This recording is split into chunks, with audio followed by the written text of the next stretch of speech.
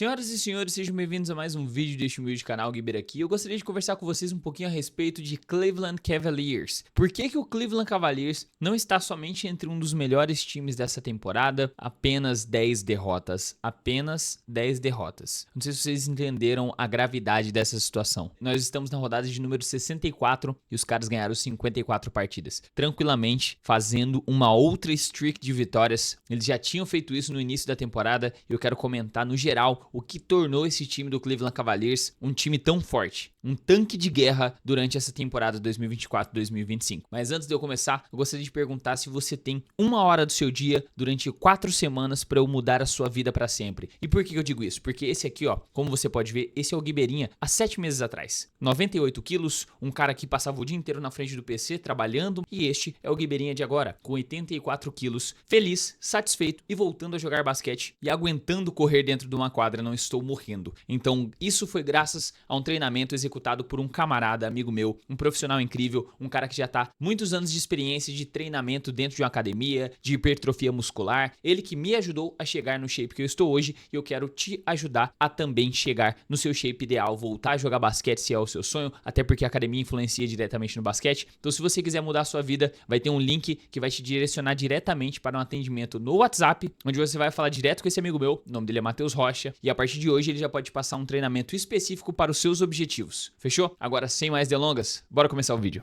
Primeiramente, esse time do Cleveland Cavaliers, ele ficou muito assustador desde o momento que ele foi criado. Ele demorou um tempo maior do que de costume quando um time tão forte assim é montado para ele poder encaixar, para ele poder dar certo. E eles também estavam sob o comando de um técnico que não conseguia tirar o máximo desse elenco. O J.B. Bickerstaff é um baita de um treinador, teve bons resultados com o Cleveland Cavaliers, mas uma saída na primeira rodada dos playoffs, não batendo de frente com aquele elenco do New York Knicks do ano passado, não foi o melhor resultado para um elenco tão caro quanto o Cleveland Cavaliers montou. E eu já estava prevendo que esse elenco ia acabar desmanchando mais cedo ou mais tarde, porque manter Donovan Mitchell, Darius Garland, Evan Mobley, Jarrett Allen, todos combinados no mesmo elenco, dificilmente você consegue manter esses caras por mais de 3 temporadas sem trazer um resultado positivo, um resultado bom, uma run boa de playoffs, pelo menos até chegar numa final de conferência. O único time que desmonta um elenco depois de chegar na final de NBA é o Dallas Mavericks. Só fiz uma menção honrosa, bora voltar agora pro foco do vídeo. E os caras se provaram que essa temporada eles estão sim entre os melhores elencos da NBA, e não só da NBA, como da história da NBA. E sim, isso só foi mais possível após a chegada de Kenny Atkinson. A gente precisa enaltecer o trabalho que esse cara vem fazendo com esse elenco do Cleveland Cavaliers. Primeiramente, esse time do Cleveland Cavaliers, ele pode ser apenas o 5º time na história da NBA a atingir pelo menos 69 vitórias. Para atingir este objetivo, eles podem perder no máximo mais 3 partidas nessas últimas 18 rodadas, o que é totalmente possível, até porque eles estão numa sequência de 14 vitórias consecutivas. Se levarmos em consideração das últimas 19 partidas, eles só perderam uma, então para daqui para frente os caras conseguirem mais 15 vitórias e sacramentarem como uma das 5 equipes mais fortes de uma temporada regular da história da NBA, não está tão difícil assim de ser alcançado. Sem esquecer de citar que eles tiveram um dos começos de temporada mais incríveis da história, ganhando 15 partidas consecutivas no início dessa temporada, já entraram para a história, bateram vários recordes, chegaram, se eu não me engano, próximos de quebrar o recorde do Golden State Warriors de 2016. Eu fiz uma pausa só para poder eu consultar, o Golden State Warriors fez 24/0. O Cleveland Cavaliers chegou a empatar com o segundo colocado, que é o Houston Rockets, de Hakeem Olajuwon, do ano que eles foram campeões, com 15 vitórias, mas já é um feito muito bom. Então os caras, não contentes em fazer uma sequência de vitórias de 15 no começo da temporada, agora estão em outra, que eles já estão quase igualando, com 14 vitórias nesse exato momento. E o que permitiu que esse time chegasse tão bem quanto eles estão agora, neste exato momento? E primeiro a gente precisa falar do homem, da peça central, do cara que fez com que tudo isso fosse possível, que é o Donovan Mitchell. Todo time precisa de um top 10, de um jogador que está jogando a nível top 10 da NBA neste exato momento, para ele ser diretamente concorrente a um título. Ele precisa de um cara para assumir a responsabilidade, para carregar o maior fardo de ofensivo, principalmente, de uma equipe. E o Donovan Mitchell está sendo um dos melhores jogadores da NBA com toda certeza. Os números dele não deixam mentir, minha rapaziada. 24,2 pontos, com 4,3 rebotes, 4,8 assistências, 1,3 roubos de bola, arremessando 38% para 3 pontos e 45% de quadra. Ele está tranquilamente tendo um dos anos mais eficientes e mais produtivos de toda a carreira dele. E ao lado dele tem um cara para poder tornar tudo isso possível, porque o Donovan Mitchell, além dele ser um jogador com controle de bola excelente, com uma boa visão de jogo, passa muito bem a bola, bola, ele tem aquele instinto de pontuar primeiro. O cara que pontua primeiro, passa a bola depois. E esse esquema que o Kenny Atkinson colocou ofensivamente no Cleveland Cavaliers, os jogadores são bem, como que eu posso dizer, sem vaidade, sem esmero. Eles passam muito bem, você pode ver que a bola roda muito na mão de praticamente todos os jogadores antes que alguém defina o ataque. Mas quando chega na mão do Donovan Mitchell, ele é um cara que tem essa opção de pontuar primeiro. Ele sempre vai buscar ele pontuar para depois ele passar a bola. E ainda assim ele tem médias excelentes de assistência para um cara que pontua em primeiro lugar, que é o melhor pontuador dessa equipe. Isso é possível porque ele tem um baita de um armador ao lado dele, que é o caso do Darius Garland. O Darius Garland, para um cara que arremessa mais de 40%, exatamente 41,5%, com média de 21 pontos praticamente, tem quase 7 assistências de média e ainda por cima mais de um roubo de bola por partida, é o cara perfeito para estar ao lado do Donovan Mitchell, porque o Donovan Mitchell não precisa ficar sobrecarregado com o peso de armar o jogo. Ele arma o jogo super bem, só que ele tem um cara que arma melhor que ele para fazer na 1. E esse era o maior problema, na minha opinião, antes no Cleveland Cavaliers. Parece que não era muito bem definido quem é o cara que arma o jogo e quem é o cara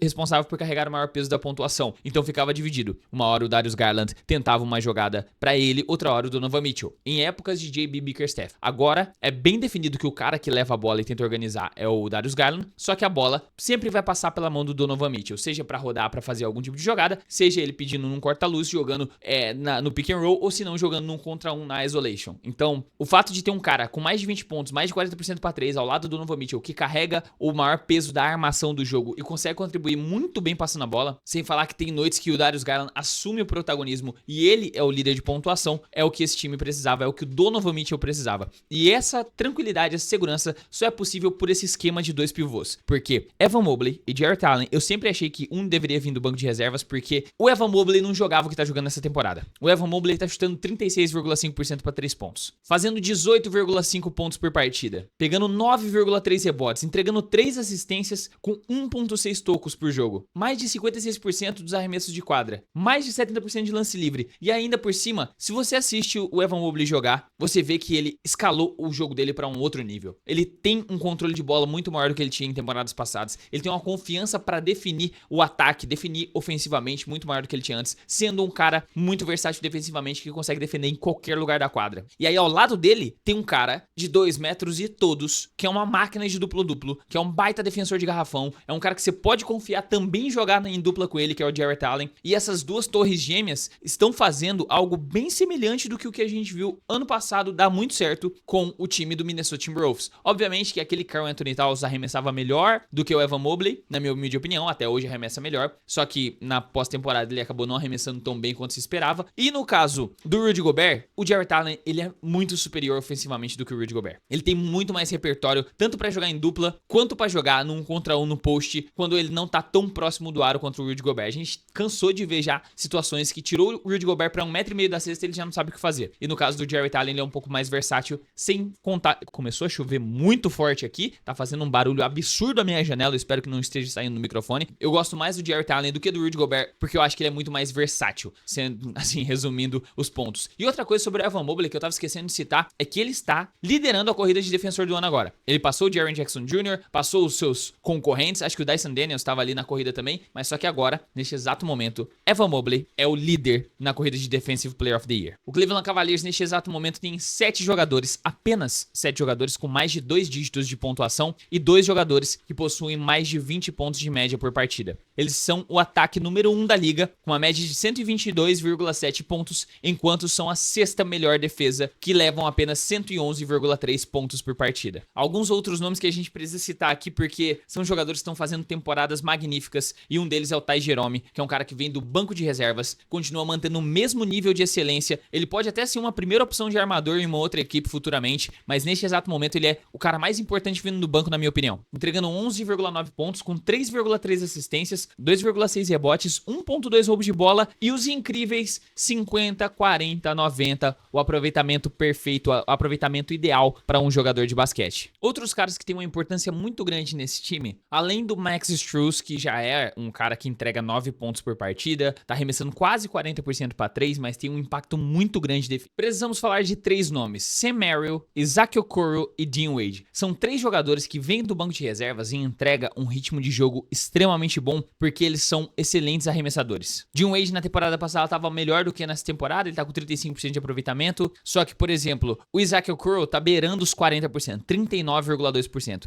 E o Sam Merrill tá com 37,4%. Então o repertório ofensivo de jogadores que espaçam a quadra, principalmente esses 3 caras vindo do banco de reservas, adicionam muito pra essa equipe. Então eles têm o Max Strus, que espaça muito bem a quadra, Darius Garland, que é um diretaço com mais de 40%, o Donovan Mitchell, ele força um pouco mais o jogo pra ele, né, pra ele pontuar um pouco mais, por isso que o aproveitamento dele é um pouquinho mais baixo na linha de 3 pontos do que os outros jogadores. Ty Jerome, que também supera os 40%, Isaac Okoro quase 40%, Sam Merrill e Dean Wade, que são outros baitas jogadores. Só que o ponto que esse time tá mais assustador pra mim é pela versatilidade e pela profundidade que esse elenco tem no banco de reservas. Eles já não estavam satisfeitos com o time que eles tinham antes. Eles precisavam melhorar mais. E eles foram atrás de um dos melhores defensores de perímetro, um cara que desde que chegou no Cleveland Cavaliers está chutando 50% para 3 pontos. E o Atlanta Hawks simplesmente permitiu essa troca, mandando o DeAndre Hunter para o Cleveland Cavaliers. Ele que já chega contribuindo com 14,3 pontos, 4,3 rebotes, 1,3 assistências, uma média baixa de roubos e tocos,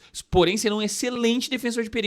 E absurdos 50% de quadra, 50% para 3 e 84% de lance livre. Minha rapaziada, nessa temporada eu sei que Adam Silver e companhia planejam fazer um Celtics e Lakers chegarem até uma grande NBA Finals. Só que eu ainda estou um pouco mais a favor de um Cleveland Cavaliers assumindo esse protagonismo da Conferência Leste por tudo que eles demonstraram até agora. No começo da temporada eu realmente não estava botando muita fé nesse elenco. Eles fizeram os ajustes certos, abriram mão dos jogadores que poderiam abrir mão para o elenco continuar funcionando e reforçaram com as peças que precisavam. Tem pivô, tem power forward de elite, um cara que inclusive acho totalmente válido ele ganhar o defensor do ano, que é o Evan Mobley, e ainda colocaria, ainda digo mais, eu colocaria ele no segundo time ideal da NBA, no second team All NBA. Tem arremessadores, tem um cara para ser o protagonista, que já experimentou várias vezes e vários fracassos de playoffs e agora ele vai vir com mais casca do que nunca. Fiquem de olho nesse time do Cleveland Cavaliers, que eles vão dar muito trabalho na pós-temporada, e o Celtics não é mais o 0-1, o time a ser batido nessa Conferência Leste, na minha opinião, é o Cleveland Cavaliers. E assim, dos jogadores da segunda unidade que eu falei que eles têm uma importância muito grande por espaçar a quadra, eu vou citar só o que aconteceu na última partida. O Sam Merrill matou 3 bolas para 3. O DeAndre Hunter matou uma. Na última partida eles jogaram contra o Milwaukee Bucks. O Ty Jerome matou uma. O Isaac Okoro matou uma.